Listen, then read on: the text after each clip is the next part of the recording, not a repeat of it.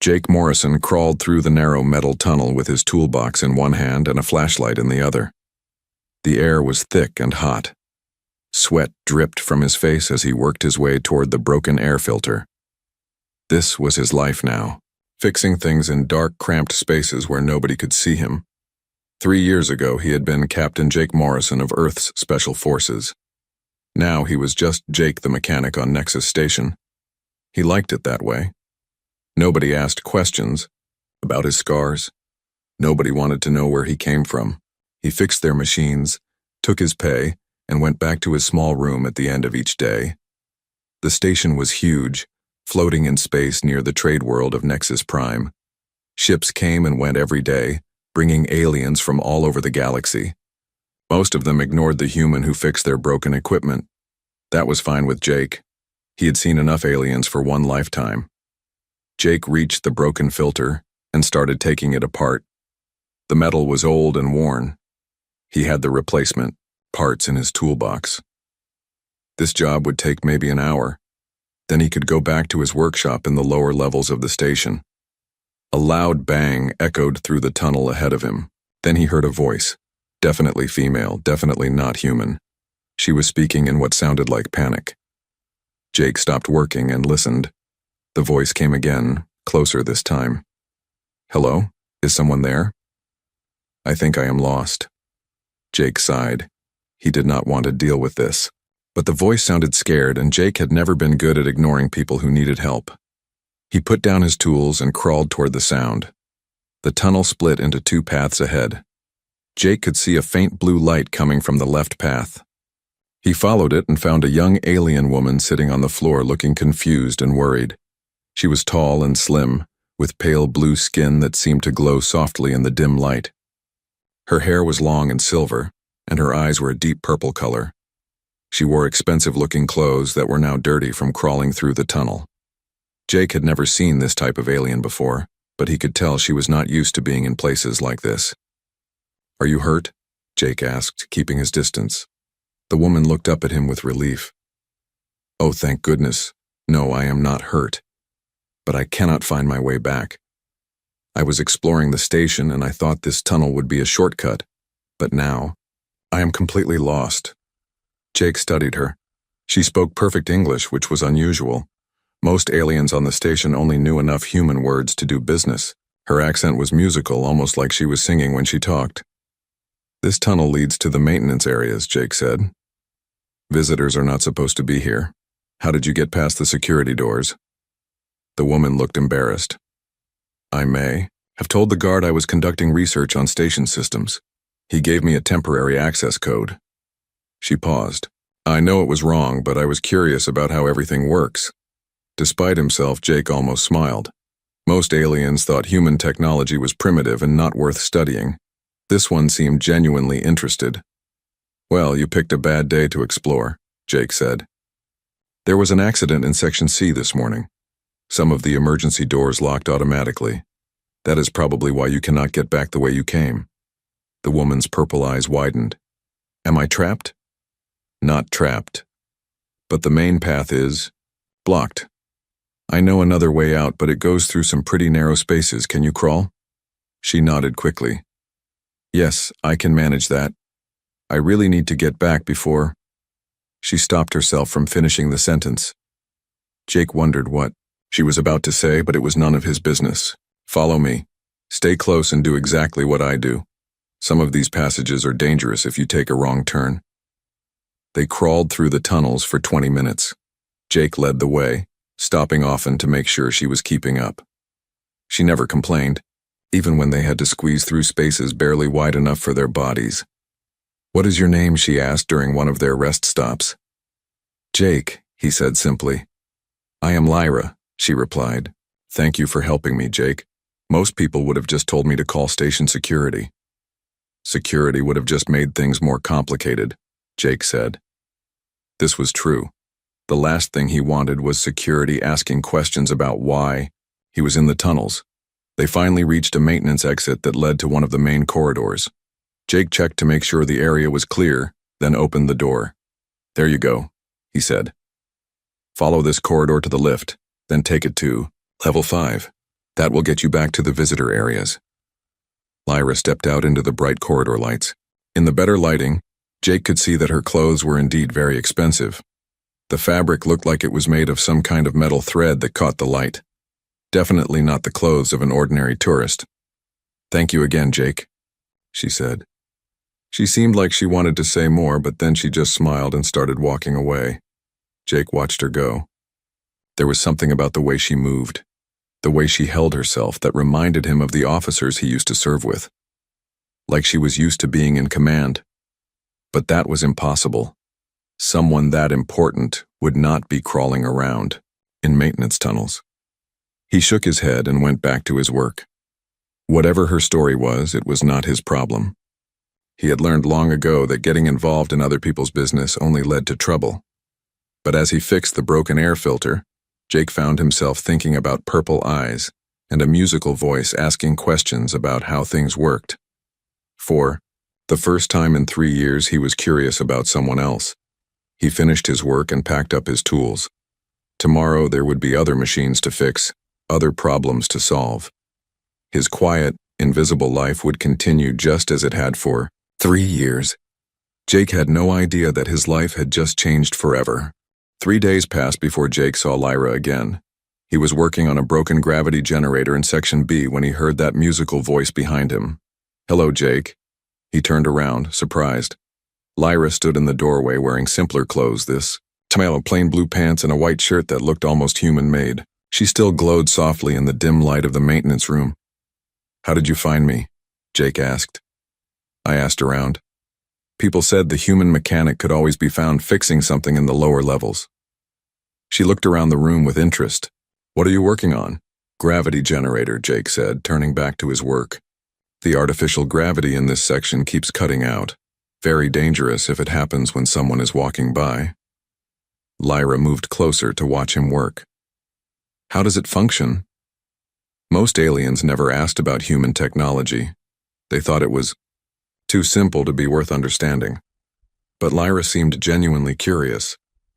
"The generator creates a field that pulls everything toward the floor," Jake explained as he worked. "When it breaks, everything starts floating around. People can get hurt." "Fascinating," Lyra said. "On our ships, we use a different method. We spin the ship to create artificial gravity." "That works too," Jake said, "but it is harder to control. This way, we can have different gravity levels on different parts of the station." They talked about technology while Jake worked. Lyra asked smart questions and listened carefully to his answers. She seemed to understand the principles even when he explained things in simple terms. "Would you like to see more of how the station works?" Jake asked when he finished the repair. Lyra's face lit up. "Really? You would show me?" Jake surprised himself by saying yes. He had not talked to anyone for this long in 3 years. There was something about Lyra that made him want to keep talking. He showed her the water recycling systems, the power generators, and the air filtration centers. Lyra asked questions about everything. She was especially interested in how humans had built systems that could repair themselves automatically. "Your people are very clever," she said as they walked through the main engineering section. "These solutions are so simple, but they work better than the complex systems I have seen on other worlds." "Simple is usually better," Jake said. "Complicated systems break more often." They spent 2 hours together before Lyra said she had to leave. As she walked away, she turned back to Jake. "Could we meet again tomorrow? I would like to learn more about human engineering." Jake nodded before he could stop himself. "Same time. I will be working on the communication array in Section A." The next day, Lyra came to find him again. And the day after that. Soon, they were meeting every day. Sometimes Jake would show her more station systems. Other times they would just sit in the observation deck and talk. Jake learned that Lyra was staying on the station for cultural research. She was studying how different species lived and worked together. She asked many questions about human culture, but Jake was careful about his answers. He told her about human music, food, and art, but he avoided talking about Earth or his past. Lyra told him stories about her homeworld. She described cities that floated in the clouds and forests where the trees grew upside down. Her people, The Zephyrians valued knowledge and beauty above all else. They were artists and scientists, not warriors. "It sounds peaceful," Jake said, one evening as they watched ships come and go through the observation deck windows. "It is," Lyra said. "Sometimes too peaceful. I wanted to see more of the galaxy, to learn about other ways of living. That is why I came here." Jake noticed she never talked about her family or what she did back home, just like he avoided talking about his past. They both had secrets, but neither pushed the other for answers. Weeks turned into months. Jake found himself looking forward to their daily meetings. Lyra was intelligent and funny. She saw the galaxy with fresh eyes, finding wonder in things that Jake had learned to take for granted. One day, Lyra brought a small game board made of crystal and metal pieces. "This is called stellar chess," she said. "It is similar to your human chess, but with more dimensions." Jake was good at regular chess. Strategy games came naturally to someone with military training, but stellar chess was much more complex. Lyra beat him easily the first dozen times they played. "You are improving," she said after Jake managed to last more than 10 moves. "You think about the game differently than most people. More aggressively." Jake tried to play more defensively after that. He did not want Lyra to start asking questions about why he was so good at thinking like a soldier. "Where did you learn to play so well?" Jake asked her one evening. "My teacher showed me when I was young," Lyra said. "She said games like this teach you to think ahead, to see patterns that others miss." Again, Jake noticed that Lyra was vague about her background. Who was this teacher? What kind of education did Lyra have? Her knowledge of science and technology was very advanced for someone doing cultural research, but Jake did not push for answers. He had secrets too. One night, as they sat watching the stars, Lyra asked the question Jake had been dreading. "Jake, what happened to Earth?" Jake was quiet for a long time. Finally, he said, "Bad things, war. Most humans are gone now." "Were you there when it happened?" "I left before the worst of it," Jake lied. "I was lucky." Lyra reached over and touched his hand gently. Her skin was warm despite its pale blue color. "I am sorry. It must be hard being so far from home." "This is home now," Jake said. It was the truth, even if not the whole truth. They sat in comfortable silence, watching the ships move between the stars.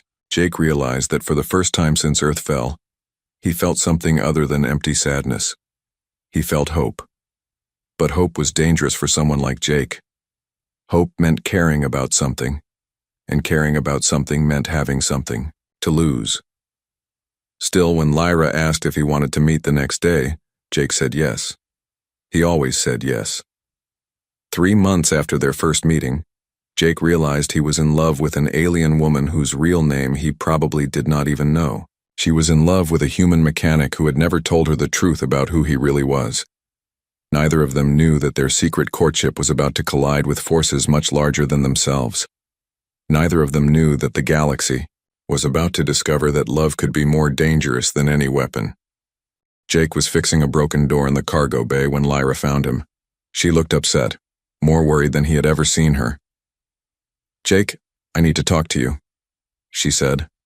He put down his tools and followed her to their usual meeting place in the observation deck. The area was empty except for them. "What is wrong?" Jake asked. Lyra paced back and forth, her hands shaking. "I have to leave the station. My family is demanding that I come home immediately." Jake felt something cold settle in his stomach. "When?" "Tomorrow morning. There is a ship coming to take me back." Lyra stopped pacing and looked at him with desperate eyes. "Jake, there is something I have not told you about myself." "We both have secrets," Jake said quietly. "Yes, but mine affects everything. My family. They have arranged a marriage for me, to someone I have never met. It is for political reasons, to create an alliance between our people and another species." Jake had suspected that Lyra came from an important family. Her education, her expensive clothes, the way she carried herself, it all pointed to nobility of some kind. But hearing it confirmed still hit him hard. So you are going back to marry someone else, he said. Not if I can help it. Lyra moved closer to him. Jake, in Zephyrian law, if a member of the royal family marries for love, the arranged marriage becomes invalid. But they have to formally renounce certain rights to succession. Royal family. Jake stared at her. How royal? Very royal, Lyra said softly. But that does not matter now. What matters is that I do not want to lose you. Jake's mind raced. Lyra was not just nobility, she was actual royalty. And she was talking about marriage. To him, a wanted war criminal hiding under a false identity. Lyra, you do not know what you are saying. You do not know who I really am. I know you are, kind and intelligent and brave, she said. I know you saved me when I was lost. I know you have shown me wonders I never imagined. I know that when I am with you, I feel more myself than I ever have before. That is not enough, Jake said desperately. There are things about my past. We all have pasts, Jake. What matters is what we choose to do now. Lyra took his hands in hers. I am asking you to marry me. Tonight. Before they can take me away. Jake looked into her purple eyes and saw love and hope and trust. She had no idea what she was asking. She had no idea who she was really proposing to, but Jake was tired of running, tired of hiding, tired of being alone. For 6 months, Lyra had made him feel human again. Maybe that was worth the risk. Are you sure? He asked. I have never been more sure of anything in my life. They were married 2 hours later in a small ceremony chamber on the station. The wedding was performed by Captain Ryan Brooks, the station commander, using ancient Zephyrian vows that Lyra translated for Jake. The only witnesses were Captain Brooks and his assistant, Lieutenant Kate Morgan. The ceremony was simple but beautiful. Lyra spoke the vows in her musical language, then translated them into English. They promised to stand together against all challenges, to protect each other above all else, and to choose love over duty. When it was over, Jake felt something he had not experienced in years, complete happiness. For a few perfect hours he forgot about the war, about Earth, about everything except the woman who had chosen to share her life with his. They were having a quiet dinner in Jake's quarters when the alarm started blaring. Attention all station personnel, came the announcement over the speakers.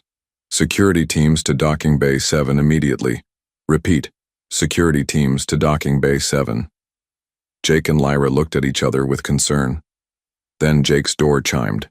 When he opened it, he found Captain Brooks standing there with 4 armed security guards. Jake Morrison, Captain Brooks said formally. You need to come with us. Now. What is this about? Jake asked, but he already knew. Somehow, his real identity had been discovered. Before Captain Brooks could answer, a group of tall aliens in elaborate armor came around the corner. They moved with military precision, and Jake could see advanced weapons on their belts. The leader, a female Zephyrian with silver markings on her blue skin, stepped forward. Princess Lyra, the leader said in accented English. We have come to escort you home. Princess.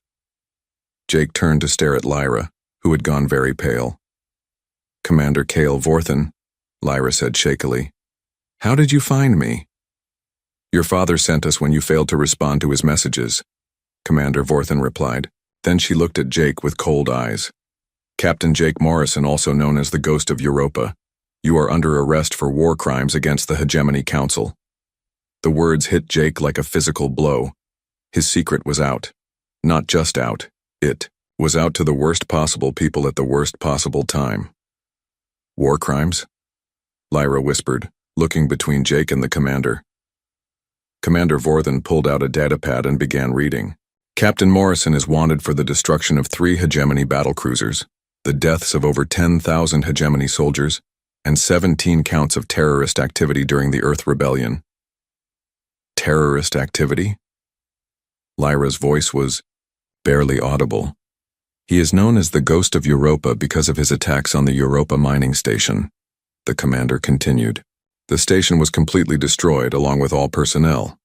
Jake saw the expression on Lyra's face change from confusion to horror, to something that looked like betrayal. She had married a man she thought was a simple mechanic. Instead, she had married one of the most wanted war criminals in the galaxy. "Lyra," Jake started to say. "You lied to me," she said. "About everything. I never lied about my feelings for you." "Your feelings?" Commander Vorthen stepped between them. "Princess, do you have any idea what you have done? You have married the enemy of everything our people stand for." "Our people," Jake said bitterly. "Your people helped destroy my homeworld. Your people stood by while the hegemony committed genocide against humanity." "Genocide?" Lyra looked shocked. "But the report said Earth attacked first. They said humans were the aggressors." "The reports lied," Jake said. "Earth was destroyed because we would not submit to hegemony rule, because we refused to give up our freedom." Commander Vorthen raised her weapon. "Enough. Captain Morrison, you will come with us. Princess Lyra, your father has ordered your immediate return to Zephyros." "Wait," Lyra said, "we are married. Under Zephyrian law?" "Under Zephyrian law, marriages to enemies of the state are invalid," Commander Vorthen said coldly. "Emperor Veltar has already issued the annulment order." Jake felt the happiness of the last few hours crumble away.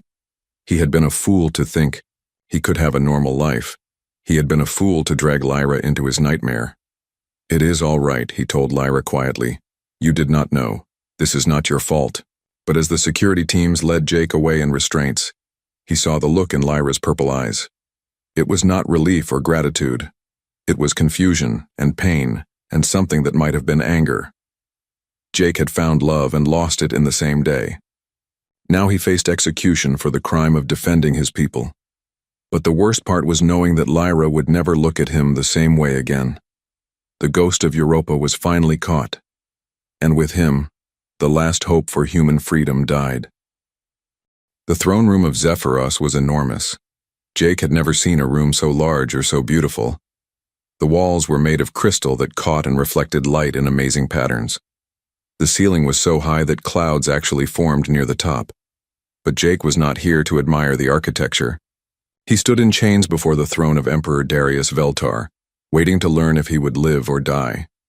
The emperor was tall and impressive, with deep blue skin marked with silver patterns that showed his royal status. His purple eyes were cold as he looked down at Jake. Beside the throne stood Princess Lyra, wearing formal court robes instead of the simple clothes Jake was used to seeing her in. "Captain Jake Morrison," the emperor said, his voice echoing in the huge room. "You are accused of war crimes against the Hegemony Council, terrorist activities against civilian populations, and deceiving a member of the royal family. How do you answer these charges?" Jake had spent the 3-day journey to Zephyros thinking about this moment. He could beg for mercy. He could claim he was just following orders. He could lie and say he was sorry for defending his home. Instead, he stood straight and looked the emperor in the eyes. "I am guilty of fighting for my people's freedom," Jake said clearly. "I am guilty of refusing to surrender when my world was attacked. I am guilty of trying to protect innocent humans from being slaughtered. If those are crimes, then yes, I am guilty." Angry voices rose from the court officials around the room. General Thane Corvus, the emperor's military advisor, stepped forward. "Your Honor, this terrorist shows no remorse for his actions. He destroyed 3 of our allies' ships and killed thousands of soldiers. He must be executed immediately as an example to other rebels." "The hegemony ships were attacking civilian evacuation vessels," Jake said loudly. "I stopped them from murdering families trying to escape." "Lies," General Corvus shouted. "The hegemony was enforcing lawful surrender terms. The hegemony was committing genocide," Jake replied. "Just like they plan to do to every free world in the galaxy." Emperor Veltar raised his hand for silence. "These are serious accusations, Captain Morrison. Do you have proof of this genocide?" "I have what I saw with my own eyes. Orbital bombardment of civilian cities, poison gas attacks on refugee camps, mass executions of prisoners. That is not law enforcement. That is extermination." Lyra spoke for the first time since the trial began. "Father, I request permission to investigate these claims." The emperor looked surprised. "Daughter, This man deceived you. Why do you wish to help him? Because if what he says is true, then we have been allies with murderers, Lyra said firmly. And if it is false, then the evidence will prove his guilt beyond question. General Corvus objected immediately. Your Honor, the princess has been corrupted by this terrorist's lies. She cannot be trusted to investigate objectively. I can think for myself, General, Lyra said coldly. Admiral Luna Veltar, the Emperor's sister, stepped forward from her place among the court officials. Brother, I support Princess Lyra's request. We should examine all evidence before making our decision. The evidence is clear, insisted Chancellor Nova Thane, General Corvus's political ally. This human is a terrorist and a liar. Every moment we delay executing him makes us look weak to the hegemony. And every moment we rush to judgment without examining the facts makes us look foolish, Admiral Luna replied. The Emperor considered this for a long moment. Very well. Princess Lyra, you have 3 days to investigate Captain Morrison's claims. Admiral Luna will assist you. General Corvus, you will prepare the case for execution. Chancellor Thane, you will prepare the case for exile. I will hear all evidence and make my decision. As the court session ended, Jake was taken to a holding cell in the palace. The cell was more comfortable than he had expected. It had a real bed, books to read, and a window that looked out over the capital city of Zephyros. 2 days passed before Lyra came to see him. She looked tired and troubled when the guards let her into his cell. I have been reading the classified files about Earth's destruction, she said without introduction. And, Jake asked, the official reports say that Earth attacked hegemony vessels without warning, but the communication logs tell a different story. Lyra sat down across from him. Earth requested independence from hegemony trade agreements. When the hegemony refused, Earth stopped selling them raw materials. The hegemony called this an act of war. That is not war, Jake said. That is business negotiation. The files also show that Earth had developed new jump drive technology that would have allowed other worlds to trade independently, without going through hegemony space. Lyra's purple eyes were sad. The hegemony could not allow that. It would have ended their control over galactic commerce. Jake felt a bitter satisfaction at finally hearing someone else speak the truth. So they destroyed us to protect their monopoly. It appears so. But Jake, the reports also show what you did during the war. The Europa Station attack killed 3,000 civilians, not just soldiers. Jake was quiet for a moment. This was the hardest part of his past to face. Europa was a mining station, he said finally. But it was also a processing center for prisoners of war. The hegemony was using human prisoners as slave labor to mine rare metals. I gave them 6 hours to evacuate all civilians and prisoners before I attacked. The reports say you gave no warning. The reports lie. I sent the warning on 17 different frequencies in 4 different languages. The hegemony chose not to evacuate the civilians. They wanted to use them as shields. Lyra stared at him. You mean they let their own people die to make you look like a terrorist? War makes monsters of everyone, Jake said sadly. The difference is that some of us feel bad about it afterward. Before Lyra could respond, alarms began blaring throughout the palace. A guard rushed to Jake's cell. Princess, you must come immediately. Long-range sensors have detected a massive hegemony fleet approaching Zephyrian space. Lyra went pale. How many ships? Over 200 vessels, including dreadnoughts. They will reach the outer system in 6 hours. Jake stood up quickly. They are not coming to negotiate. This is an invasion fleet. But we are allies, Lyra said in confusion. You were useful allies, Jake corrected. But now that I am here, they have an excuse to take direct control of your empire. They will claim you are harboring terrorists and demand regime change. The guard looked uncertain. Princess, should I inform the Emperor? Yes, immediately. Lyra turned back to Jake. If you are right about this, what do we do? You fight, Jake said simply. Or you surrender and hope they let some of your people live. Can we win against a fleet that size? Jake looked out the window at the beautiful city below, knowing it might be in ruins by tomorrow. I do not know, But I know that sometimes fighting impossible odds is the only choice that lets you keep your soul. As they rushed from the cell, Jake realized that his trial was over. The real test was about to begin. Soon, Princess Lyra would have to choose between the comfortable lies her people had believed and the hard truth that freedom always came with a price. And Jake would have to decide if he was ready to be Earth's last warrior one more time. The hegemony fleet came out of hyperspace like a storm made of metal and fire. Jake watched from the palace command center as 200 enemy ships formed attack positions around Zephyros. The Zephyrian defense fleet looked tiny in comparison, only 60 ships against an overwhelming force.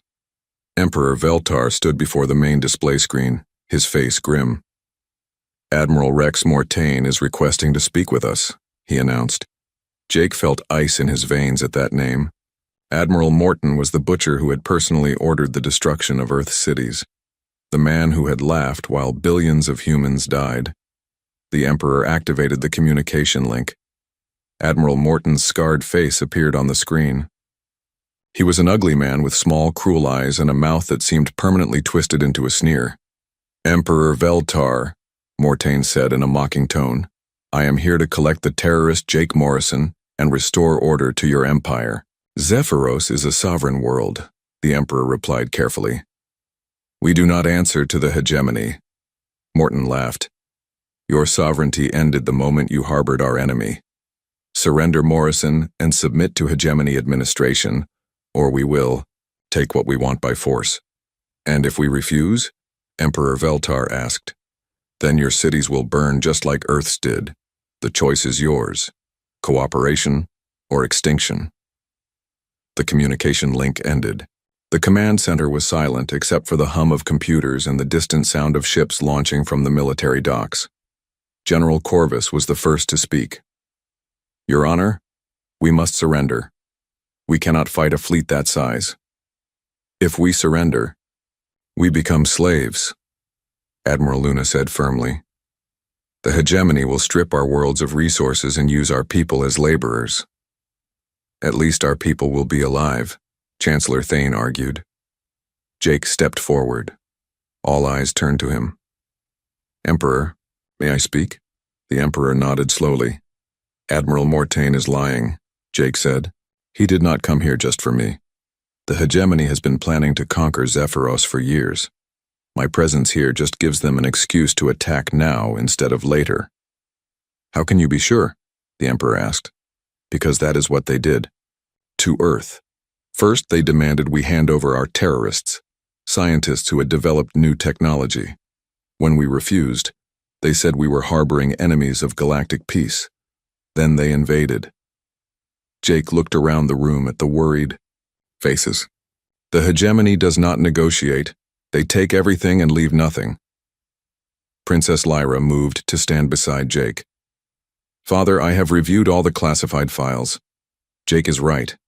The hegemony views any independent world as a threat to their control." Emperor Veltar was quiet for a long moment. Finally, he spoke. "Admiral Luna, prepare our fleet for battle. General Corvus, ready the planetary defenses." "Your Honor," General Corvus protested, "this is suicide." "No," the Emperor said quietly. "Surrender is suicide. At least this way we die free." Jake felt a surge of respect for the alien Emperor. It took courage to choose a hopeless fight over comfortable slavery. "Emperor, I request permission to help defend your world," Jake said. Everyone in the room stared at him in shock. "You want to fight for us?" Admiral Luna asked. "After we arrested you and put you on trial?" "I want to fight against the hegemony," Jake corrected. "It does not matter whose flag I fight under. What matters is stopping them from destroying another world." Emperor Veltar studied Jake carefully. "What can one man do against a fleet? I know their ships better than anyone alive. I know their tactics, their weaknesses, their standard formations. I spent 3 years learning how to hurt them." Jake paused. "But most importantly, I know how humans fight, and human tactics work. Against opponents who think they are invincible." "Explain," Admiral Luna said. "Hegemony strategy is based on overwhelming force and predictable enemy responses. They expect you to fight like civilized beings. Organized formations, coordinated attacks, logical retreats. Jake smiled grimly. Humans do not fight like civilized beings. We fight like desperate animals with nothing to lose. Princess Lyra stepped forward. Father, I want to help too. Absolutely not, the Emperor said immediately. I am not asking permission, Lyra replied. I am informing you of my decision. This is my world too, and I will not hide while others fight for it. The battle began 2 hours later. The hegemony fleet moved into standard attack formation, with the largest ships in the center and smaller vessels protecting the flanks. It was exactly what Jake had expected. He sat in the pilot's seat of a modified Zephyrian fighter, with Princess Lyra as his co-pilot and navigator. Behind them flew 20 other small ships, each crewed by volunteers who had chosen to follow the human terrorist into battle. Remember, Jake said over the communication link to his small squadron, we are not trying to win a fair fight. We are trying to cause as much chaos as possible. Hit them hard, hit them fast, and get out before they can respond. Understood, Ghost Leader, came the reply from the other pilots. Ghost Leader. They had started calling him that after hearing about his reputation. Jake led his squadron in a wild, seemingly random attack pattern that made no sense to anyone watching. They dove between the huge hegemony ships, firing at engines and communication arrays before spinning away in unpredictable directions. The hegemony formation began to break apart as captains tried to target the small, fast-moving fighters. Ships collided with each other as they turned to chase Jake's squadron. Weapons fired into empty space as the pilots tried to anticipate where the human would go next. This is impossible, Lyra said as Jake rolled their fighter upside down and dove under a massive cruiser. How do you know where to go? I do not know, Jake replied honestly. I just go where they do not expect. For 30 minutes, Jake's squadron danced through the enemy fleet like ghosts. They destroyed communication relays, damaged engines, and created so much confusion that the hegemony ships stopped following their planned attack routes. But slowly, the enemy began to adapt. Admiral Morton was not stupid. He realized what Jake was doing and started changing his tactics to counter the chaotic human approach. Ghost Leader, Admiral Luna's voice came over the radio. The enemy is concentrating fire on the Palace District. They are trying to kill the Emperor. Jake looked at his fuel gauge and weapons display. Both were nearly empty. His squadron had done all they could with hit-and-run attacks. All fighters returned to base for refueling, he ordered. Then he switched to a private channel. Except Ghost 1. I have one more job to do. Jake, no, Lyra said. Whatever you are thinking, it is too dangerous. The only way to stop this fleet is to cut off its head, Jake said. Admiral Mortain has to die. He turned their fighter toward the massive command ship at the center of the hegemony formation. It was heavily defended and surrounded by smaller vessels, but Jake had spent 3 years learning how to attack impossible targets. Jake, this is suicide, Lyra said. Maybe. But if I can take out Mortain, the rest of the fleet will retreat. Hegemony commanders never fight without overwhelming advantages. Jake pushed their fighter to maximum speed, diving straight toward the command ship. Enemy weapons fired all around them, but Jake flew like a man possessed, dodging and weaving through the defensive fire. They reached the command ship's hull and Jake began his attack run on the bridge section. But as they approached the target, a massive explosion rocked their fighter. They had been hit by defensive fire. Engine 3 is gone, Lyra reported. We are losing power. We only need power for 30 more seconds, Jake said grimly. He lined up the shot on Admiral Morton's command bridge and fired everything they had left. The explosions tore through the command ship's defenses and into the bridge itself, but their fighter was falling apart around them. Systems were failing, and the cockpit was filling with smoke. Jake, Lyra said quietly, I want you to know that I understand now. I understand why you fought. I understand why you could not stop fighting. Lyra, I love you, she said. Not Jake the mechanic or Captain Morrison the warrior. I love you for who you choose to be when everything else is Taken away. Jake felt tears on his face as he tried to control their dying fighter. Through the smoke and flame, he could see Admiral Mortaine's command ship breaking apart. "Hold on," he told Lyra. "This is not over yet." Somehow, Jake managed to crash land their fighter in the palace courtyard. They stumbled out of the wreckage. Just as word came over the emergency channels, Admiral Morton was dead, and the hegemony fleet was retreating. Emperor Veltar found them sitting beside their destroyed fighter, holding each other and watching the enemy ships flee into hyperspace.